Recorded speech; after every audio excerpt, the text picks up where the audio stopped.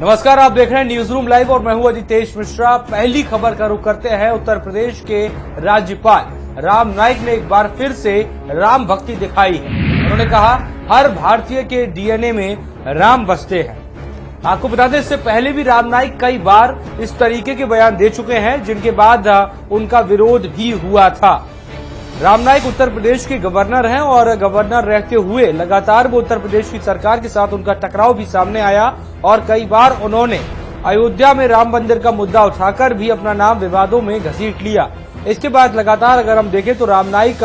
के समर्थन में उत्तर प्रदेश में बीजेपी के कई नेताओं के बयान तो आए, लेकिन कहीं न कहीं उत्तर प्रदेश की सरकार, जो कि समाजवादी पार्टी की सरकार है, उसने इनके बयान का विरोध भी किया है। अब जब यूपी के गवर्नर से पूछा गया तो उनका जवाब आया कि भारतीयों के जीवन में राम का डीएनए है। हालांकि इनके इस बयान के बाद भी हर बार की तरह विवाद उठना लाजमी था और हुआ भी बिल्कुल वैसा ही। समाजवादी पार्टी सरकार के तमाम नेताओं ने इनके बयान का खंडन किया है, बयान का विरोध किया है और दूसरी तरफ भारतीय जनता पार्टी के नेताओं ने इनका समर्थन किया है और कहा कि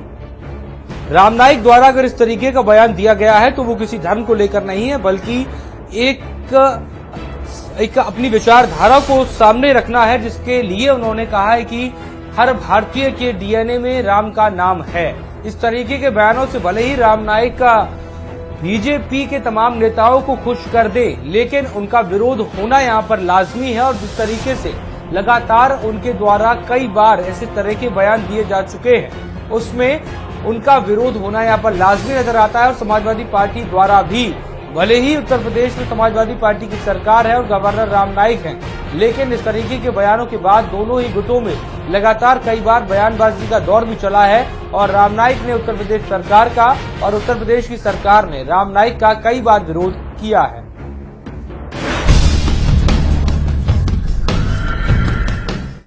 और अब अगली खबर का रुख करते हैं। आपको बता दें, रेल में यात्रा करने वालों के लिए खुशखबरी ये है कि अगर आप रेलवे में यात्रा कर रहे हैं और आपने अपना टिकट IRCTC के जरिए कराया है, तो अब आपके साथ जाने वाले सामान का भी बीमा होगा और अगर रेल यात्रा करते वक्त आपका सामान गुम हो जाता है तो आपको उसका मुआवजा भी मिलेगा। हालांकि मुआवजा कितना मिलेगा ये सामान की कीमत के आधार पर मापा जाएगा, लेकिन साथ ही साथ यहाँ पर एक और बात समझने वाली है कि ये जो मुआवजा मिलेगा और ये जो बीमा है, ये उन लोगों के लिए है जो रेलवे में यात्रा करते वक्त अपना टिकट IRCTC के जरिए कराते हैं। उन्हें इस पूरी योजना का अगर हम बात करें फायदा मिलेगा और उनका सामान अगर रेल यात्रा करते वक्त गुम हो जाता है तो उसका मुआवजा मिलना तय है। तो ऐसे में अब रेलवे में यात्रा करने वालों के लिए जो उनका सफर है वो काफी आसान होता नजर आएगा और जो भय लगातार उन्हें अपने सामान को लेकर मन में लगा रहता है, उसको लेकर भी उनकी चिंता अब खत्म होती नजर आ सकती है।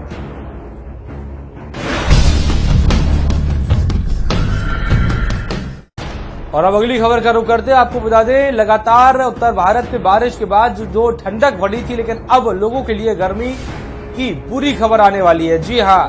मौसम के तापमान की अगर हम बात करें तो दिन में 12 डिग्री सेल्सियस तक ऊपर हो गया है तापमान, जिसमें से अगर हम बात करें 40 डिग्री तक पहुंचा है और इसके 45 से 44 डिग्री पहुंचने की संभावना मौसम विभाग द्वारा बताई जा रही है। दिन में अगर हम बात करें लगातार तेज धूप के साथ साथ अभी तक ये था कि शाम के वक्त और रात में लोगों को गर्मी से राहत मिलती थी, लेकिन अगर हम पिछले 3 दिनों की बात करें तो दिन में तो धूप रहती है, दिन में गर्मी है, लेकिन अब रात में भी लोगों को गर्मी सताएगी। राजस्थान की तरफ से अगर हम बात करें तो गर्म हवाएं पूरे उत्तर भारत की तरफ तेजी से बढ़ रही हैं, जिसका कारण है कि तापमान में भी बढ़ोतरी देखी जा रही है और तापमान 40 के ऊपर पहुंच रहा है। मौसम विभाग द्वारा साफ तौर पर आगाह कर दिया गया है, बता दिया गया है कि जिस तरीके से सर्दी के मौसम में सर्दी ने रिकॉर्ड तोड़े थे, उसी क्रमानुसार अगर हम बात करें अब गर्मी के मौसम में गर्मी रिकॉर्ड तोड़ेगी और जो तापमान है वो काफी ऊपर जा सकता है।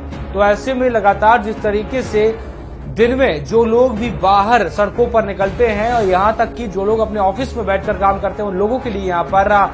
गर्मी की वजह से दिन में पूरा दिन काटना उनके लिए यहाँ पर मुश्किल हो सकता है। और साथ ही साथ अब कहीं न कहीं मौसम विभाग द्वारा भी चेता दिया गया है, आगाह कर दिया गया है कि गर्मी जो है वो अपने रिकॉर्ड तोड़ेगी।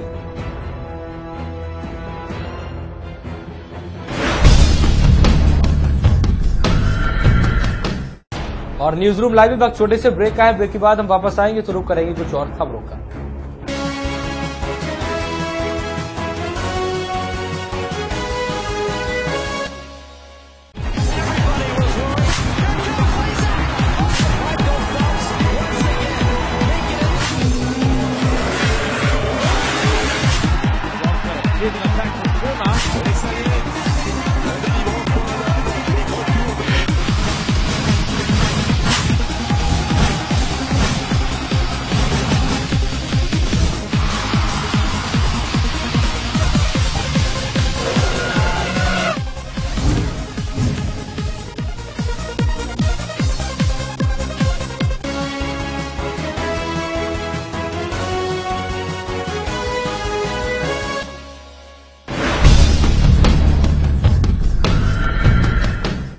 और न्यूज रूम लाइव में ब्रेक के बाद आपका स्वागत है। अब हम अगली खबर का रुख करते हैं। आपको बता दें 26 अप्रैल को प्रधानमंत्री नरेंद्र मोदी एक बार फिर से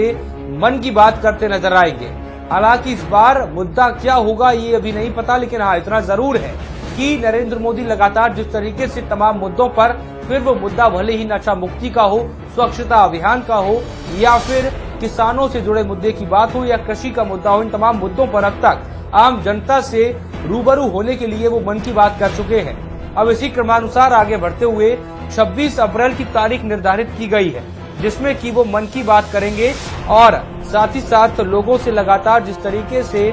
लोगों द्वारा और विपक्ष की सरकार, अगर हम देखें तो विपक्ष द्वारा सरकार पर जिस तरीके से निशाना साधा जा रहा है, उसके बाद यहाँ पर अपने आप में अब नरेंद्र मोदी मन की बात करके कहीं न कहीं लोगों से जोड़ने की कोशिश करेंगे। और कोशिश उनकी ये भी होगी कि चाहे भूमि अधिग्रहण का मुद्दा हो, चाहे किसानों का मुद्दा हो या फिर इससे पहले जो मुद्दों पर प्रधानमंत्री नरेंद्र मोदी मन की बात कर चुके हैं, उन तमाम मुद्दों पर यहाँ पर चर्चा हो और साथ ही साथ लोगों की जो महत्वाकांक्षाएं हैं या लोगों की नजर में जो छवि विपक्ष द्वारा एनडीए सरकार की बनाई जा रही है, उस छवि को किस तरीके से बेहतर किया जाए, इन तमाम डैमेज को कंट्रोल करने की कोशिश इस बार अगर हम बात करें मन की बात के जरिए 26 अप्रैल को प्रधानमंत्री नरेंद्र मोदी करने वाले हैं।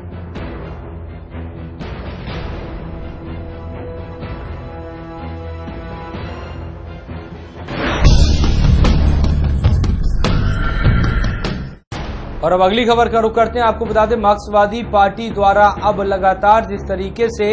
लोकसभा और राज्यसभा में भले ही सरकार का विरोध किया जा रहा है, लेकिन अब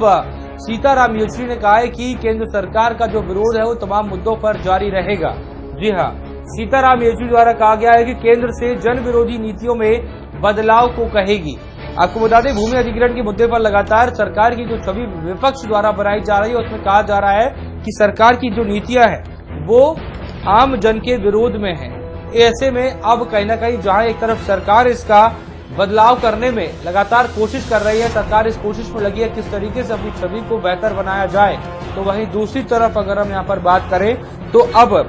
माकपा भी केंद्र सरकार के विरोध में आ गई है और कह रहे हैं कि सरकार से वो इस बात की दरख्वास्त करेंगे कि जन विरोधी नीतियों में वो बदलाव करें और ऐसी नीतियों को बनाएं जो आम जनता के लिए हो, न कि आम जनता के विरोध में। आपको बता दें केंद्र सरकार का विरोध लगातार विपक्ष द्वारा किया जा रहा है और कहा जा रहा है कि जो केंद्र सरकार है ये आम जनता की पार्टी नहीं है, आम जन लोगों की ये नहीं सुनते हैं, बल्कि उद्योगपतियों की पार्टी है। तो ऐसे में अब जब सीताराम येचुरी द्वारा केंद्र सरकार पर आरोप लगाए गए हैं और कहा गया है कि वो दरख्वास्त करेंगे कि केंद्र जो अपनी नीतियां बना रहा है वो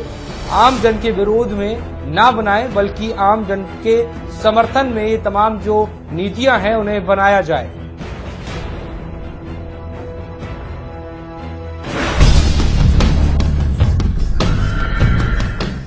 और अब अगली खबर का रुख करते हैं। आपको बता दें संसद के बजट सत्र का दूसरा सत्र आज से शुरू हो गया है और साथ ही साथ आपको बता दें कि प्रधानमंत्री नरेंद्र मोदी द्वारा ट्वीट करके बताया गया कि वो उम्मीद करते हैं कि इस सत्र को सुचारू पूर्वक चलाया जा सके और तमाम पार्टियों से उन्होंने विनम्र निवेदन किया है कि कोई भी मुद्दा हो या कैसा भी मुद्दा हो उस पर चर्चा की जाए और ऐसा कोई काम ना किया जाए जिससे कि सदन की कार्यवाही में बाधा आए। प्रधानमंत्री नरेंद्र मोदी ने ये अपेक्षा भी जताई है कि उनकी बातों का ध्यान तमाम विपक्ष के नेता और पार्टियां रखेंगी और संसद के सत्र को सुचारू पूर्वक चलाया जाएगा। आपको बता दें, बजट सत्र में काफी ऐसे अहम मुद्दे थे जो उस सत्र में छूट गए थे, क्योंकि उस सत्र में लगातार बीजेपी के तमाम सांसदों द्वारा विवादित बयान दिए गए, फिर चाहे हम बात वीएसपी की करें या बीजेपी के अन्य सांसदों की, जिसके विरोध में लगातार पूरा जो सदन का सत्र था वो हेठ चढ़ गया। उसके बाद अब जब संसद के बजट सत्र का दूसरा सदन अगर हम बात करें यहाँ पर शुरू हो रहा है, तो ऐसे में ये उम्मीद की जा रही है कि इस सत्र को तरीके से चलाया जा सके, विरोध भले ही हो लेकिन हर मुद्दों को यहाँ पर उठाया जाए।